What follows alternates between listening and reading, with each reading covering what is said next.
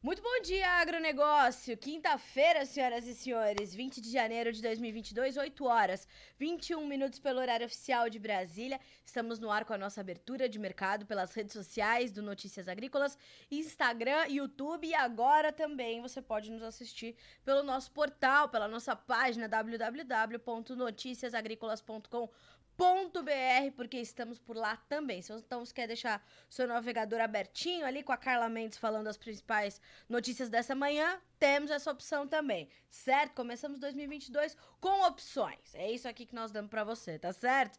Olha só, não se esqueça de Bom Dia Agronegócio tem o apoio da Cochupé, a maior cooperativa de café do mundo. Terminou essa conversa, vai seguir a Cochupé nas redes sociais, @cooperativa Cochupé, e vai ficar por dentro de tudo que acontece na cafeicultura brasileira e mundial. Mais um recadinho, Letícia Guimarães está com a gente e ela tá ali colhendo todas as informações que vocês nos mandam, certo? Me mandando aqui no WhatsApp, respondendo vocês por aqui também pelo Instagram e pelo YouTube. Então mande as suas considerações para nós, que nós queremos ouvir você, tá bem?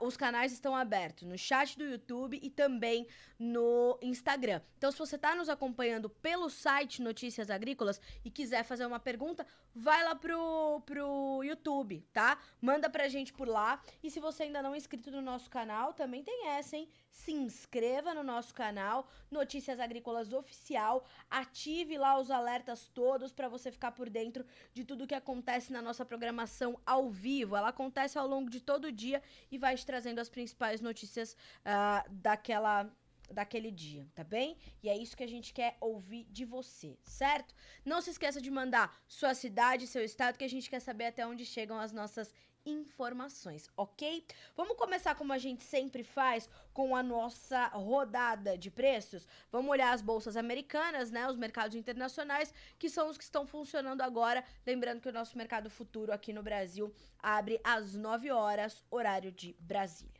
Tá? Então vamos passar ali pelos preços, vamos dar uma checada em como é que estão as cotações das commodities agrícolas nesta segunda-feira não, que hoje já é quinta, hein, Carla Mendes? Bora com isso. Praticamente todas as commodities hoje em queda, todas elas no vermelho, tá? É um dia de aversão ao risco, é um dia mais sensível, os investidores buscam ativos mais seguros, como é o caso do dólar, por exemplo, já já a gente vai olhar o dólar index e a gente vê todas as commodities caindo. A exceção é a soja. A soja tem uma pequena alta agora, bem mais próxima da estabilidade, de 0,2%, o seu primeiro contrato, que é o março, valendo $13,94 por bushel, tá? O milho tem baixa de 0,3% para $6,08. O trigo também cai mais forte, 0,91%. O trigo está realizando lucros, tá? Depois das altas de ontem, $7,89 por bushel. O café cai 1%, tem uma queda aí de 1% na Bolsa de Nova York. Viramos a chavinha ali para a Bolsa de Nova York, $2,41 mais 75 por libra peso. O algodão, $1,23 mais 12 por libra peso, baixa de 0,7%. No açúcar, temos uma baixa de 0,6% para valer 18 mais 96 por libra. O petróleo, como eu falei, todas as commodities em queda, também recuando, mas de forma um pouco mais modesta, né? As baixas que são registradas no petróleo agora, e a gente vai comentar sobre isso também. Para o WTI, o mercado acabou de virar estável ainda, mas tem uma pequena alta de 0,01%. E o barril vale $85,81. No Brent, temos uma queda aí de 0,2%, $88,27 por barril. Olhando para o mercado de petróleo, a gente já pode adiantar também que é um movimento de correção, de realização de lucros, depois das altas fortíssimas que já registrou essa semana, marcando aí preços mais altos em 7 anos. O Brent se aproximando, inclusive, essa semana dos $90 por barril e a possibilidade de testar os $100 nas próximas semanas. Isso vai ser pauta, inclusive, amanhã aqui no Notícias Agrícolas, tá? Mercado de petróleo e impactos pro agro, tá? Gás natural em queda, 0,32% de baixa. O ouro cai 0,3%. A prata e o cobre sobem. Inclusive, o cobre sobe mais de 1% na manhã dessa quinta-feira, tá? Dólar index, vamos dar uma olhadinha? Temos aí uma alta de 0,1% para o dólar index. Então, parte desse ganho, né, vem de fato ou dessa preocupação, desse momento de aversão ao risco. O que quer dizer essa aversão ao risco, né? Os investidores se afastam de ativos mais sensíveis, mais arriscados, como é o caso das commodities agrícolas, que são sensíveis ali a intempéries climáticas, oferta, demanda, e vão partir para ativos mais seguros. O ouro é um exemplo, embora hoje o ouro esteja caindo. O petróleo é outro exemplo, mas o dólar é o exemplo mais forte desse porto seguro dos investidores, dos especuladores, enfim, dos participantes do mercado, tá? Então, como eu falei, hoje é um dia mais, né? As bolsas europeias estão subindo e vamos ver já já como fecharam as bolsas asiáticas, né? Vamos dar uma olhadinha também no mercado financeiro, que é sempre importante da gente trazer. Bom, eu vou fazer o seguinte. Hoje eu vou começar ali com as nossas soft commodities.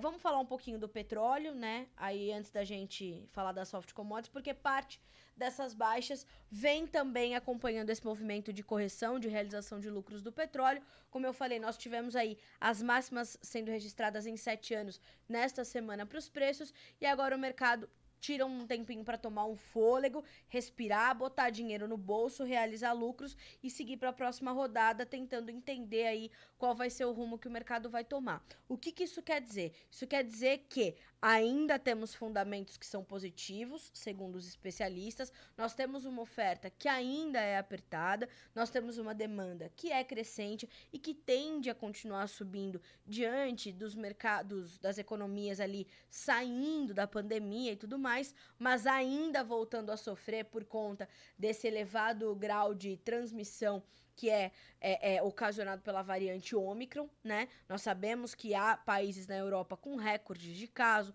aqui o Brasil teve recorde de casos, né? Mais de 200 mil casos sendo registrados em 24 horas, então tudo isso tá na conta do mercado do petróleo. Mas, volto a dizer, os fundamentos para este mercado ainda são positivos. E diante disso, o mercado tem essa sinalização, não foi um nem dois analistas que falaram, inclusive o Goldman Sachs, falando sobre essa possibilidade do petróleo alcançar aí os $100 por barril, tá? Então esse é um ponto importante para essa manhã de quinta-feira, para a gente entender que hoje é um movimento de correção, que aí vamos puxar para as commodities agrícolas, acaba contaminando as commodities agrícolas também. E quando a gente olha para as baixas, vocês podem perceber que não são baixas muito agressivas, né? As que são registradas ali pelo mercado de commodities agrícolas ali na Bolsa de Nova York.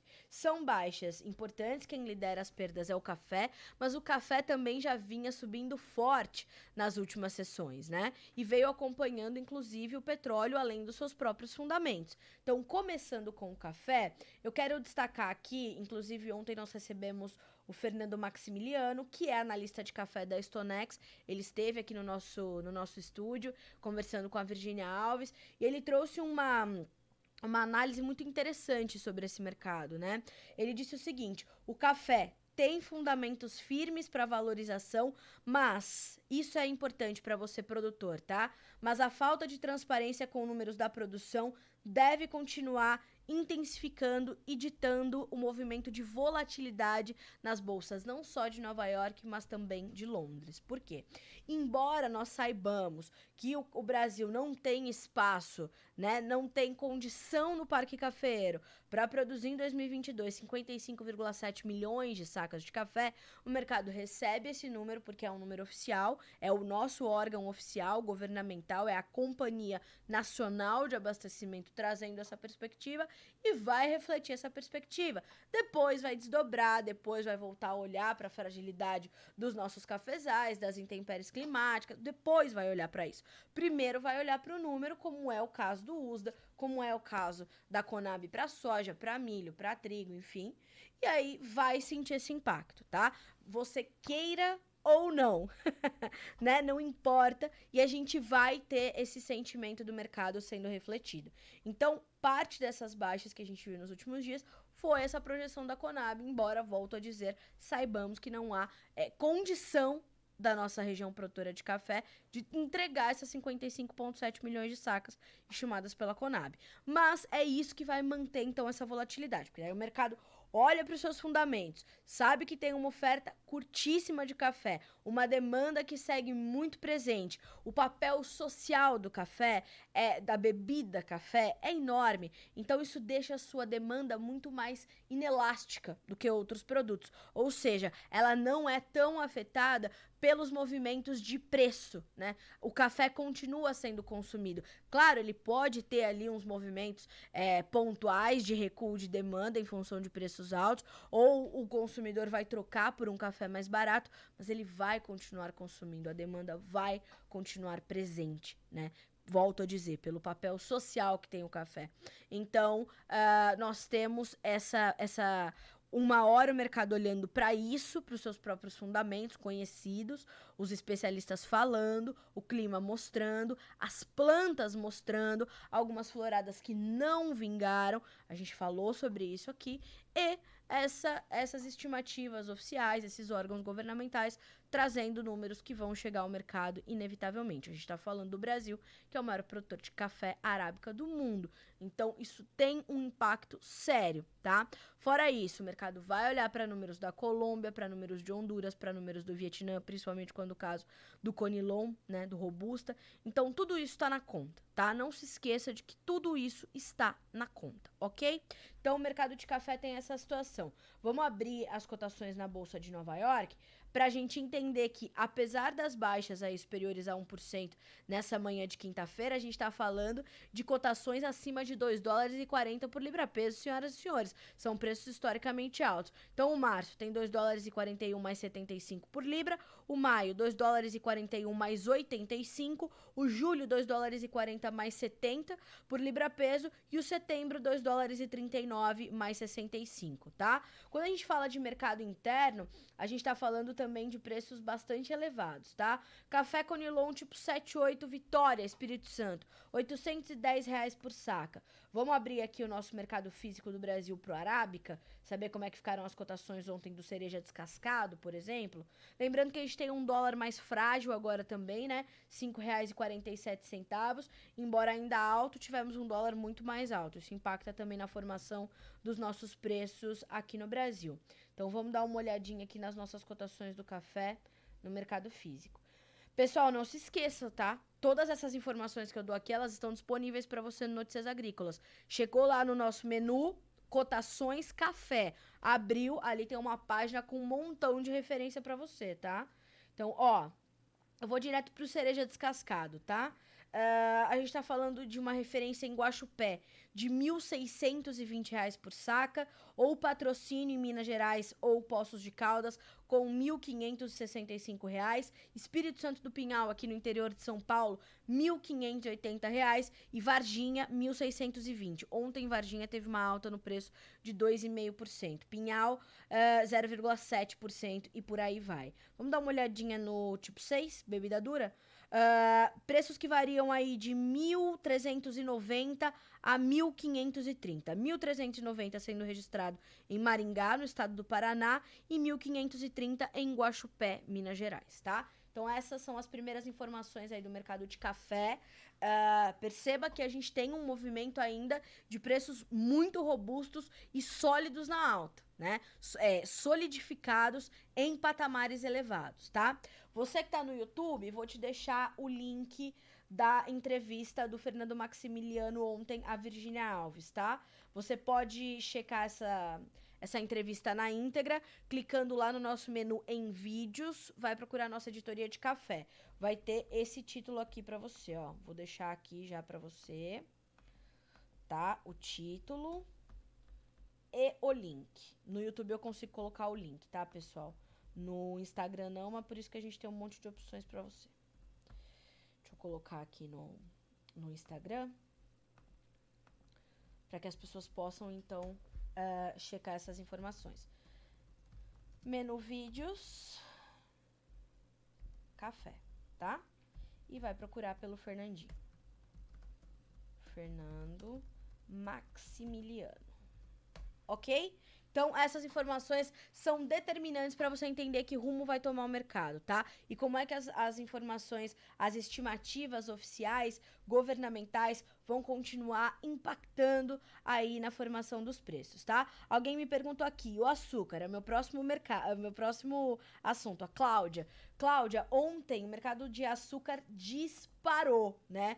O mercado fechou aí com mais de 2% de alta, voltou a testar os 19 centos por libra-peso e encontrou suporte nas altas fortes do petróleo e apesar das expectativas de uma safra melhor do Brasil, né? Tanto que ontem a Stonex trouxe perspectivas aí para os principais mercados, a gente trouxe milho, soja, café, boi, né, e açúcar, e nós temos essa projeção, então, de termos aí preços, uma produção melhor dizendo, na próxima temporada, em função de condições melhores de clima que são esperadas depois dos desastres que aconteceram ali para a região canavieira, né, os principais polos de produção de cana-de-açúcar no centro-sul do Brasil, geada, calorão, falta de chuva, perda de produtividade, uma diminuição do ATR, enfim, foi uma tristeza só para a produção de cana-de-açúcar por conta das adversidades climáticas. Isso puxou muito os preços do açúcar,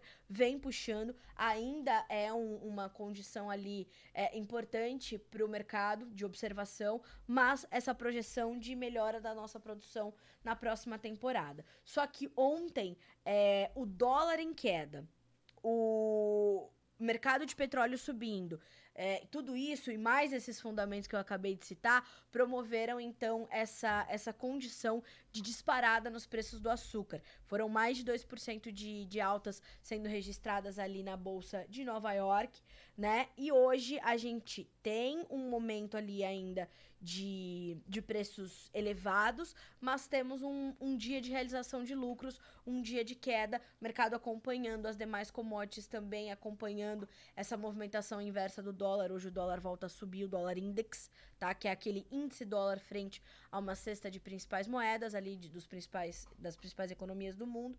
Então a gente está falando de baixas que hoje pro açúcar variam de 0,4% a 0,6%. O contrato março tem 1800 mais 97 por libra, o maio 1800 mais 66, o julho 1800 mais 40, o outubro 1800 mais 31 por libra peso, tá? Então, como eu falei, dia de correção, de realização de lucros para todas as commodities, o açúcar vai nessa toada e veja só o que destacou uma notícia da agência Reuters ontem. Os operadores afirmam que muitos analistas veem o petróleo continuar subindo, o que pode ter uma influência significativa na quantidade de cana que as usinas brasileiras desviarão do açúcar para o etanol, quando a temporada 2022-23 começar em abril. Então, o que isso quer dizer, Cláudia e amigos? Quando o mercado de petróleo sobe, puxa os preços da gasolina, puxa os preços do etanol. O etanol, dando boas margens para o processamento de cana-de-açúcar, vai fazer com que as usinas olhem mais para isso e aumentem a sua produção de etanol para participar desse bom momento do mercado. Ao contrário, produzirão menos açúcar, o que pode, inclusive, manter aí esse rombo que a gente tem na oferta. Existe um déficit na oferta global de açúcar, segundo os especialistas, e isso é o que ajuda a manter as cotações em alta. Inclusive, ontem também, trazendo aqui uma outra notícia sobre o mercado de açúcar, nós tivemos uma projeção sobre essa questão aí do déficit, déficit global de açúcar deve aumentar com a produção em queda na China. Isso é uma notícia que parte da Reuters, dizendo o seguinte: o balanço de oferta de açúcar deve se deteriorar na temporada 21-22, que começou em outubro, devido à menor produção na China, um dos maiores importadores do mundo. A temporada verá a demanda superando a produção pelo terceiro ano consecutivo, segundo a Stonex, estimando um déficit de oferta de 1,9 milhão de toneladas. Em novembro, o déficit projetado era de 1,8 milhão, tá? O que dizem os analistas de inteligência de mercado da Stonex, a Marina Malzoni e a Rafaela Souza, abre aspas para ambas. A ocorrência de geadas em Guangxi, importante região produtora de açúcar, e a maior troca diária por culturas mais competitivas pressionaram as perspectivas para a oferta do país. Então, temos essa condição. Com isso, a consultoria reduziu a estimativa para a produção chinesa de açúcar em 300 mil toneladas para 10 milhões de toneladas na safra 2021-22, que é outubro-setembro, tá? Ano safra chinês. 6,3% menor do que na temporada anterior. Então, mercado de açúcar também com condições sólidas aí de produção, de fundamentos, né? Fundamentos altistas. Vou deixar essa notícia também disponível para vocês, tá? É importante que se chequem esses conteúdos para que vocês possam ter as informações mais completas, né? Então, estamos aí para isso, tá? Deixa eu mandar aqui para vocês. Este é o link do açúcar, vou colocar aqui, ó, açúcar, tá? E vou deixar o título para vocês por aqui também. Deixa eu pegar aqui para vocês o título dessa notícia do déficit global de produção de açúcar. Isso é extremamente importante para você entender como é que tá caminhando o seu mercado, tá bem? Vamos lá. Joia. Bom, seguindo por aqui, senhoras e senhores. Deixa eu deixar no Instagram para vocês também, né? Vamos lá. Senhoras e senhores, falamos de açúcar, falamos de café. Vamos passar rapidamente ali pelo mercado do boi gordo. Ainda temos estabilidade nos preços. Segundo informações da Scott Consultoria, a gente está com o mercado estacionado nas praças paulistas, tá? E olha só o que dizem os analistas da Scott. Sem muitas expectativas para o escoamento no mercado interno e escalas já programadas para o restante do mês, as cotações permanecem estáveis nas praças paulistas. No sul de Minas Gerais, com demanda comedida na região, os frigoríficos abriram o dia ofertando ontem R$2 por arroba a menos para as 3 categorias destinadas ao abate: vaca gorda, boi gordo, novilha gorda. No oeste do Rio Grande do Sul, com dificuldade na originação do gado gordo na região, os compradores abriram o dia ofertando R$5 por quilo. No Rio Grande do Sul é diferente a negociação, né? R$5 por quilo a mais para novilha gorda. Já para o boi e vaca gorda, preços estáveis. Então a gente tem um momento de estabilidade para as cotações do boi gordo aqui no Brasil, né? Nós temos essa condição e o mercado está tentando, inclusive, redefinir ali, né, a sua trajetória, o seu caminho. Terminou 2021 com a volta da China às compras, mas com uma demanda interna ainda muito lenta, né, por carne bovina, e isso faz com que o mercado vá tentando se reequilibrar ali entre estes fatores, estes fundamentos, né? Então, olha só o que nos disse ontem o Douglas Coelho, analista da Radar Investimentos. Exportações e menor ritmo de abate, com o afastamento de funcionários por Covid-19, a gente tem um surto, né, nas indústrias alimentícias, tem ajudado a manter firme o preço da carne no atacado e também da arroba do boi. Então, tem essa condição sendo observada, tá? A referência para São Paulo, segundo o Douglas, boi comum, R$335, boi China, 350. Perceba que há uma estabilidade em relação ao final da última semana. E a carne no atacado passou de R$19,38 para R$19,62 por quilo. Uma pequena alta aí de 30 centavos, né? Nem 30 centavos, 28 centavos. Então, a gente tem essa condição aí do mercado de boi, tá? Temos a dificuldade, né, de ter mais novidades que pudessem motivar um movimento mais intenso deste mercado, né? Então, estamos ali acompanhando tudo isso, tá? Essas informações serão atualizadas hoje, entre 11h30 e meio-dia. Mercado do boi gordo ao vivo para você aqui no Notícias Agrícolas, todos os dias. Tem mercado do boi gordo ao vivo para você por aqui, tá certo? E você vai acompanhar essas informações. Bom, 8h44 pelo horário oficial de Brasília. Temos ainda mercado de milho, mercado de soja para a gente comentar, questão climática, questão financeira. Então fique conosco que a gente vai começar a trazer agora as informações do mercado de grãos, tá? E vamos dar uma olhadinha também no que já é notícia aqui no Notícias Agrícolas nesta manhã de quinta-feira, tá certo? Se você tá chegando agora, já esse conteúdo vai ficar disponível para você na íntegra no YouTube, lá na nossa playlist do Bom Dia Agronegócio, no canal Notícias Agrícolas Oficial. Vai ficar lá no feed do Instagram, tem uma capinha lá do Bom Dia Agro, você clica, pode ver o conteúdo na íntegra. Então, Fique com a gente que a gente tem mais informações. Agora vamos começar a falar sobre o mercado de soja e de milho, tá? Vamos começar com o milho, senhoras e senhores, porque ontem, mais uma vez, as cotações beliscaram ali os R$ 100 por saca. Tão de olho, né? O mercado está de olho na oferta menor do Brasil e no pouco interesse por parte dos vendedores de avançar com a comercialização diante dessas preocupações todas frente à oferta, né? A gente está falando de uma quebra muito expressiva do milho no sul do país para a safra de verão, né? Outras regiões também tiveram perdas por conta do calorão, por conta da falta de chuvas. Então, ontem os preços do milho na B3, nosso mercado futuro aqui no Brasil, beliscaram ali os R$ 100. O março fechou com R$ 99,99, tá? A saca.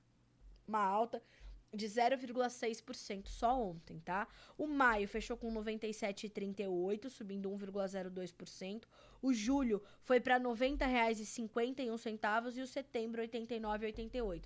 Claro que quando a gente olha para os vencimentos mais distantes, eles estão mais baixos, porque justamente já refletem uma chegada da oferta vinda da segunda safra, ou da safrinha, que é até injusto a gente chamar de safrinha, o que hoje é a principal safra de milho do país, né? Bom, segundo o Vlamir Brandalize, consultor da Brandalize Consulting, nós temos aí a B3 apontando que está na hora de bater os R$ 100, faz sentido para a relação de oferta e demanda do mercado nesse momento alcançar os R$ 100 por saca, dada essa oferta curta, uma demanda que é forte, principalmente pela indústria de ração, mas também para a indústria de produção de etanol, tá? As margens são positivas no esmagamento de milho também aqui no Brasil, como se dá nos Estados Unidos, por exemplo, o que ajuda, inclusive, a puxar as cotações lá na B3, na Bolsa de Chicago também, tá? E a gente tá nessa situação. Diz o Vlamir, abre aspas, os preços já estão girando nesse patamar, chegando perto do valor e já deveriam estar em R$ 101 por saca, que é o indicativo do comprador, hein, no Rio Grande do Sul, e não há vendedores. O produtor não está interessado em vender agora e o comprador lá no Rio Grande do Sul já está falando, pago 101, vamos entregar esse milho? O vendedor fala, aqui não, né? Não quer entregar. Não sabe como é que vai concluir a sua safra de verão, sabe que vai ser apertado e sabe que vai ter que fazer bonito na safrinha e que o clima vai ter que ajudar, se Deus quiser. O produtor que está fazendo safrinha já está com a vela do tamanho dele acesa no campo para ver se, né, vai tudo bem o clima, porque a gente precisa de uma safrinha boa para regular, né, regularizar, melhor dizendo, equilibrar a nossa oferta aqui no Brasil. Então a gente está de olho nisso, tá? Vamos acompanhar. Então, essa, senhoras e senhores, é a realidade do mercado de milho, tá? A gente está monitorando todos os dias, tem abertura, atualização e fechamento de mercado de milho por aqui, e você é nosso convidado para acompanhar essas informações o dia todo, tá? Fora que a gente vai fazer o Realidades da Safra, vai buscar as informações em loco, vai ouvir os analistas de mercado, então nos acompanhem por aqui. As cotações da B3 do milho, você também pode acompanhar por aqui. Já em mais 12 minutinhos, os mercados reabrem aqui no Brasil e a gente já vai ver qual vai ser o andamento do dia. Lembrando que o dólar, ainda ali na casa de quase 5,50, né? Ontem fechou com 5,47, tem uma influência também sobre os preços e apesar de ter essa baixa em relação às últimas semanas, ainda é um dólar alto e que ajuda também na formação desses preços de milho. Estamos embarcando melhor um pouquinho nesse começo de 2022, mas ainda lentamente. Por quê? Porque estamos vendo, assim como acontece na soja, a demanda interna em alguns casos pagar melhor do que a exportação, e isso vai fazer com que o mercado caminhe ali diante de todas essas informações e os vendedores continuem reticentes na hora de avançar com os seus negócios, tá? Então, essa é mais ou menos a cena que a gente tem para o mercado de milho, tá? Deixa eu dar uma olhadinha aqui nos nossos comentários, né, ó. No YouTube, bom dia, Diego Negrão, Bandeirantes, Paraná, Norte Velho, pioneiro. Bom dia, Diego. Bom dia pro Lucas de Bom Jesus do Goiás. Luziânia também do Goiás. O Júnior Correia Oliveira. E o seu Adoniran Castro. Bom dia, ótimo programa. A soja pode subir mais na safra? Maringá, Paraná. Bom dia, Cleverson Machado de Goiânia, Goiás. O nosso próximo assunto é a soja. Fique aí conosco que a gente já vai falar já sobre a soja. E sim, os preços podem subir um pouco mais, segundo os analistas de mercado.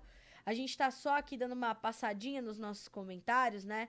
Pra saber se deixei de responder alguém, enfim, o que acontece, né? Vamos dar uma olhadinha aqui nos nossos comentários. Respondi o pessoal do açúcar, né? Carla, pode falar sobre açúcar? Alexandre, falei, tá? Se você pegou essa informação, legal. Se não, você tá no YouTube, pode voltar um pouquinho. Falei lá no começo da live, foi o segundo mercado que eu abordei. Café, na sequência veio açúcar, tá? Então, se você quer saber sobre açúcar e café, hoje já falei, tá? Já vamos falar sobre a soja. Deixa eu ver se passei alguma coisa aqui. Mais coisas. Bom dia, Carla de Três Lagoas, no Mato Grosso do Sul. Bom dia pra vocês. Obrigada pela audiência, pessoal de Três Lagoas, no Mato Grosso do Sul. O Soltes, norte e nordeste, norte e noroeste das Missões, no Rio Grande do Sul, sofreu muito com a estiagem e segue sofrendo quebra na safra de milho e uma iminente quebra na safra de soja. A quebra no Rio Grande do Sul é muito triste, porque ela traz prejuízos financeiros, ela traz prejuízos no campo, ela traz focos de incêndio na campanha gaúcha, que é uma situação muito séria, e ela traz um abalo psicológico aos produtores, né, que vem sofrendo aí pelo terceiro ano consecutivo no Rio Grande do Sul, perdas por conta da seca, que é imensurável, né? Esse abalo psicológico do produtor não entra na conta, né? Isso a gente comenta, a gente que vive o agronegócio e a vida do produtor, a gente sabe. Mas esse abalo e essa tristeza de ver a planta morrer, a gente tá falando de um organismo vivo, né? De investimento, a gente tá falando de carinho que foi colocado em cada semente plantada, seja de soja, de milho, seja de sorgo, seja de trigo, não importa, né? Então há uma dedicação muito forte do produtor. E é realmente bastante triste, né? Eu não gosto de dar esse tipo de notícia. Em 11 anos eu não noticiei nenhuma nem duas quebras de safra, né? Em 2012 eu tava lá nos Estados Unidos e fui conferir. Uma das notícias mais tristes que eu já dei na minha vida de jornalista do agro foi... Eu não me esqueço dessa notícia, que era 2/3 do cinturão agrícola nos Estados Unidos estão sob seca e perda. Foi uma perda, assim, drástica para a safra 2012 e 13 dos Estados Unidos. A gente não gosta de dar essa notícia, né? Os jornalistas não gostam de dar essa notícia, né?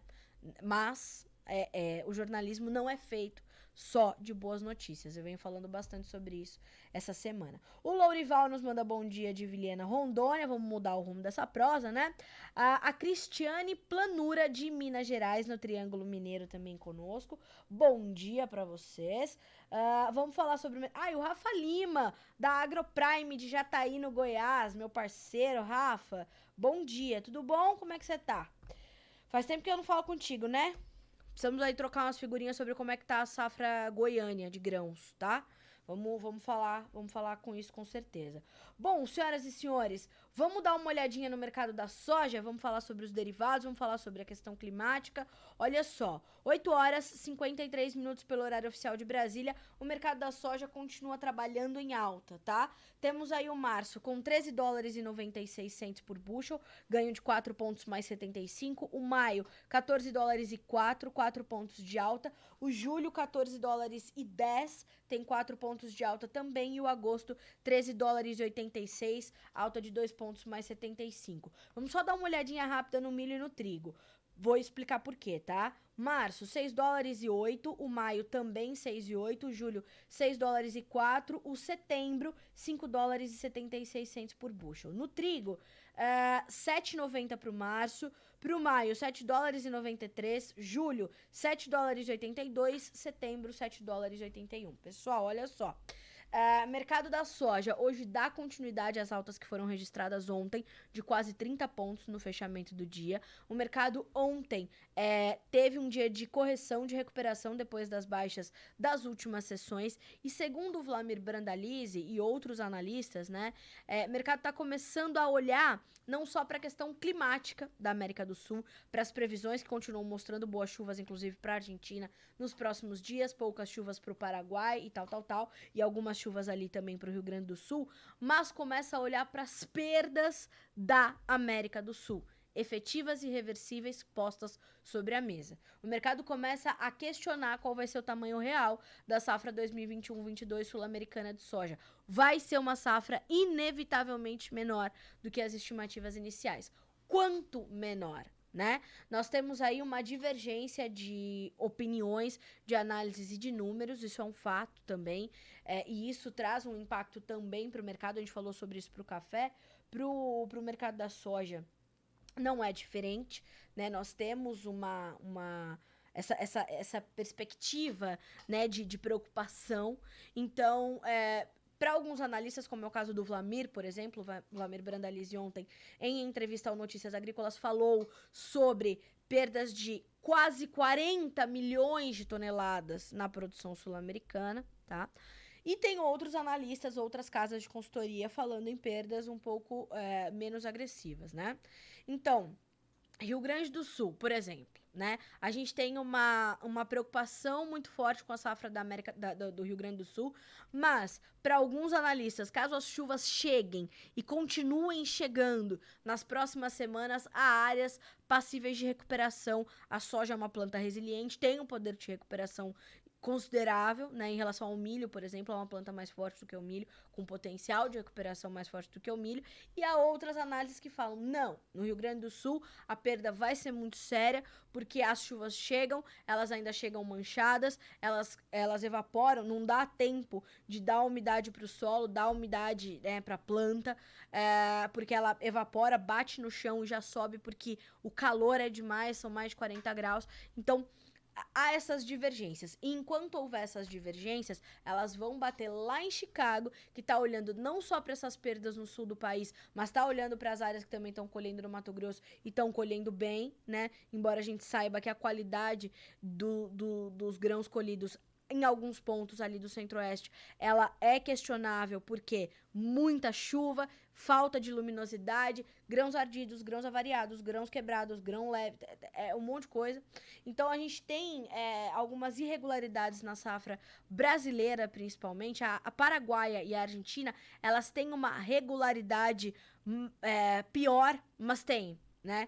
Então, essa condição que o mercado precisa entender. Então, o mercado vai monitorar ainda muito a safra sul-americana e, principalmente, o movimento e o comportamento vendedor do produtor da América do Sul, no Brasil, na Argentina e no Paraguai. Como é que esses vendedores vão se comportar? Porque nesse momento, o que é colhido evapora. Embarca navio, tchau, tchau, é isso, é cumprir contrato que já foi firmado antecipadamente. E os contratos novos não estão acontecendo. Não acontecem aqui, não acontecem na Argentina, não acontecem no Paraguai, tá? Então, novos negócios não acontecem, o que é colhido é embarcado, cumpre contrato, bora, tchau, tchau Brasil, ou fica na indústria, processa boas margens, a indústria ainda pagando melhor pela nossa soja do que a exportação, porque temos bom potencial de esmagamento e temos bom potencial de exportação. Então, a indústria nacional continua pagando melhor pela nossa soja para manter esse produto aqui dentro e a gente continua embarcando e continua exportando. E começamos o ano com um line-up para janeiro de 3 milhões de toneladas, senhoras e senhores, enquanto embarcamos muito menos em janeiro de 2021. Então, esse é o mercado da soja agora. Fora que vamos terminar janeiro, vamos olhar fevereiro, começar a olhar a safra americana. Começamos com o Agricultural Outlook Forum do USDA. Primeiras projeções ali, o sentimento do USDA para a safra 22-23 dos Estados Unidos. Aí termina fevereiro, chega março. Prospective Plantings, reais intenções de plantio do produtor americano. em loco conferidas com o produtor americano diretamente. E mais do que isso, custos da safra 22-23 para os americanos lá em cima. Que decisão ele vai tomar? O que ele vai fazer? Vai plantar mais milho? Vai plantar mais soja? Vai plantar o mesmo de milho e de soja que plantou na última safra? Vai reduzir a sua área? Vai investir em trigo, cultura de cobertura? O que vai fazer o produtor americano? E mais do que isso, como é que o produtor americano vai se comportar nas vendas diante de um comportamento do produtor sul-americano que tá aqui tranquilão, falando não vou vender, não sei quanto é que eu vou colher, não dá para comprometer mais soja, né?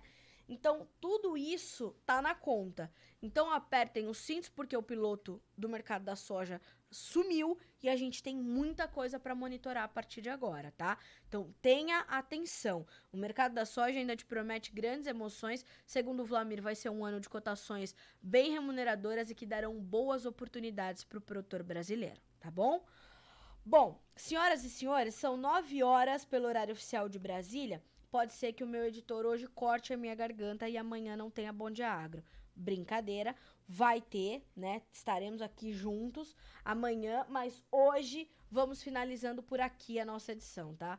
Vamos aí dar continuidade agora à nossa programação ao vivo pelo Notícias Agrícolas. Não se esqueça que estamos com todas essas informações disponíveis para você aqui no Notícias Agrícolas. Alguns destaques importantes dessa manhã de quinta-feira. Brasil teve saldo em receita nas exportações de 2021 de arroz, recordes, segundo nos informa a AB Arroz. China corta taxas de empréstimo, intensifica estímulo para impulsionar a economia. Autoridades francesas ordenam abate de 2,5 milhões de aves por gripe aviária e por aí vai. Na nossa agenda do agronegócio e do mercado financeiro de hoje, entidades argentinas reportam relatórios sobre lavouras no país e a administração de energias dos Estados Unidos vai trazer os estoques de petróleo lá dos americanos, tá? Tudo isso, como eu falei, disponível para você aqui no Notícias Agrícolas. O pessoal que tá nos mandando bom dia, ó, do Distrito Federal, de Uberlândia, Minas Gerais. Pessoal pedindo informações do café, eu vi que a Letícia já trouxe essas informações. Eu agradeço muito pela companhia. Estamos sempre juntos e amanhã a gente fala mais sobre café, sobre soja, mercado financeiro, tudo aquilo que você precisa saber para ficar bem informado, ok? Não deixe de acompanhar a nossa programação ao vivo, não deixe de se inscrever no nosso canal no YouTube, Notícias Agrícolas Oficial, seguir as nossas redes sociais, porque o nosso objetivo é te manter sempre como o produtor rural mais bem informado do Brasil, combinado? A gente se vê amanhã. Boa quinta-feira para você, bom trabalho, até lá!